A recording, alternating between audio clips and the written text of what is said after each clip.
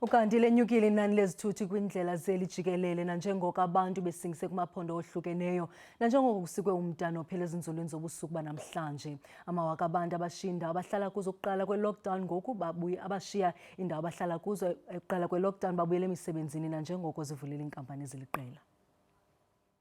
Abaqhubi basebenzisa ithuba lokugqibela lokubuyela kumaphondo abo bebenikwe inyoba yeentsuku ezisixhenxe ukusukela ngomhla wokuqala kule nyanga.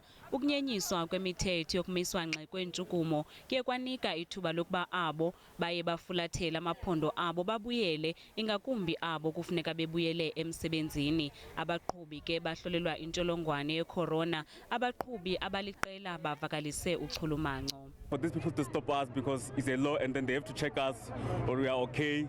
So when we go back to Gauteng, we not take the disease back to Gauteng. I'm okay with everything that is happening here. The delays is here, okay, but I understand because they are trying to protect our lives. Abo babonakalise impawu zale ntsholongwane benziwe uvavanyo ngokukhawuleza. Those specimens that have been tested, we take them to the lab using University of Pretoria laboratory. Then on average you're doing 2,000 and more.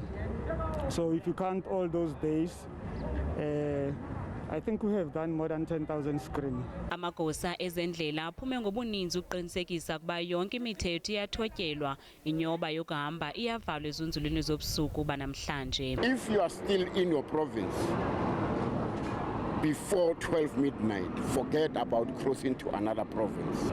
They were given 7 days window period. What made it difficult for them to travel before the cut of time. Nakumanye amaphondo indlela zixakekile yaye kuqhutywa namaphulo okuhlolwa kwabo basendleleni.